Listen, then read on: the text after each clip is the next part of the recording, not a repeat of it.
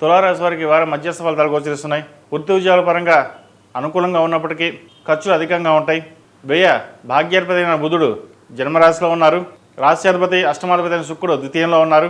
కార్యక్రమంలో ఎంత కష్టపడినప్పటికీ ఫలితం తక్కువగా రావడం, ఖర్చులు అధికంగా ఉండడం, ఒక పనికి ఇంకో ఖర్చు అవడం, దాని మీద మళ్ళీ ఏదైనా అప్పు చేసి చేయడం, అప్పు చేయకుండా ఉండాలి, ఉన్నదాంతం సర్దుకోవాలనే భావంతో ఎక్కువగా ఉంటారు. అలాగే ఉండడం మంచిది. అయితే ఈ వారమే కొంచెం ఇబ్బందికరంగా ఉంటుంది ఫైనాన్స్ పరంగాను. కాబట్టి ఎటువంటి ఇబ్బంది లేకుండా, సంకోచం లేకుండా మీ కార్యక్రమాలను పూర్తి చేసుకోండి. ఉద్యోగంలో మంచి మార్పులు వస్తాయి. వచ్చిన అవకాశాన్ని ఉపయోగించుకోండి. తృతీయ షష్టమాధిపతి అయిన గురువు దశమంలో ఉన్నారు, బలంగానే ఉన్నారు. లాభాధిపతి అయిన రవి ద్వితీయంలో ఉన్నారు. సంతానపరంగా సహోదరి మధ్య అనుకూలత ఏర్పడుతుంది. సంతానం మంచి సంబంధం కుదురుతుంది. ఎన్ని ఉన్నా సరే మనోధైర్యం సరిపోక మనోవేదన ఎక్కువగా ఉంటుంది. వీరికి తులారాశి వారికి మధ్యస్థ ఫలితాలే ఉన్నాయి. ఖర్చులు అధికంగా ఉంటుంది, వాటిని అధిగమించండి. సాధ్యమంతకు తగ్గించడానికి చూడండి. స్పెక్యులేషన్స్కి దూరంగా ఉండడం, అదేవిధంగా షేర్ మార్కెట్కి దూరంగా ఉండడం చెప్పదగినది. ఇన్వెస్ట్మెంట్ రూపేణా ప్రస్తుతానికి ఎటువంటి ఇన్వెస్ట్మెంట్ లేకుండా ఉన్న ధనాన్ని సేవింగ్ చేసుకోవడం లేదా దాచుకోవడం చెప్పదగిన సూచన. వ్యాపార పరంగా కూడా ఉన్న వ్యాపారాన్ని నడిపించుకుంటూ కొత్త వ్యాపారాల జోలికి కొంతకాలం ఆగి ఉండడం చెప్పదగింది. ఏదైనా ఇన్వెస్ట్మెంట్ చేయదలుచుకుంటే ఎవరైనా అప్పు తీసుకొచ్చి లేదా ఇన్వెస్ట్మెంట్ పెట్టుకొని తప్పితే కానీ భాగస్వాముల మటుకు చేయకండి. కుటుంబ పరంగా జీవిత భాగస్వామి సలహాలు సూచనలు ఎంతగానో మేలు చేస్తాయి.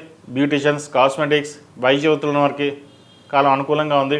ప్రతిరోజు ప్రతినిత్యం ఓం నమో నారాయణ వృత్తులతోటి దీపారాధన చేయండి. గణపతి ఆరాధన ఎక్కువగా చేయండి. గణపతి అష్టోత్తరం కానీ లేదా గణపతి గకారక అష్టోత్తరంతో గరికతో పూజ చేయడం శ్రేష్టం. అది మంచి ఫలితాలు ఉంటాయి. ఈ రాశిలో జన్మించిన విద్యార్థులకు కాలం అనుకూలంగానే ఉంది. మంచి మార్కులు తెచ్చుకోవడానికి చేసే ప్రయత్నాలు కలిసి వస్తాయి. చెప్పుకోదగిన స్థాయిలో ఇబ్బందులు ఏమీ ఏర్పడవు. ఈ రాశిలో జన్మించిన స్త్రీలకు వృత్తి ఉద్యోగాల పరంగా సానుకూలంగా ఉంటుంది. వ్యాపార పరంగా మధ్యస్థ ఫలితాలే ఉంటాయి. స్ట్రెస్ ఎక్కువగా ఉంటుంది. ఆరోగ్యపరంగా కొన్ని జాగ్రత్తలు తీసుకోవాలి. గైనికి సంబంధించిన ఇష్యూస్ ఉండే అవకాశం గోచరిస్తోంది. మెంటల్ టెన్షన్స్ ఎక్కువగా ఉంటుంది. కోపతాపాలకి గురి అవ్వడం ఇటువంటి జరుగుతుంటాయి.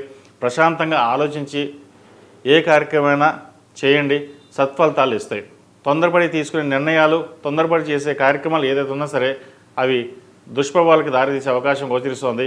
జాగ్రత్తగా ఆలోచించి నిర్ణయాలు తీసుకోండి. ఈ రాశిలో జన్మించిన వారు ప్రతిరోజు ప్రతినిత్యం ఓం నమో నారాయణ వృత్తులతో దీపారాధన చేయండి. అదేవిధంగా దక్షిణామూర్తి స్తోత్రాన్ని పఠించండి. మంచి ఫలితాలు ఉంటాయి.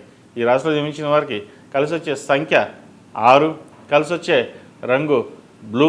ఏదైనా పని మీద బయటకు వెళ్ళేప్పుడు గురువారం కానీ మంగళవారం కానీ వెళ్ళండి. మంచి ఫలితాలు సంప్రాప్తిస్తాయి.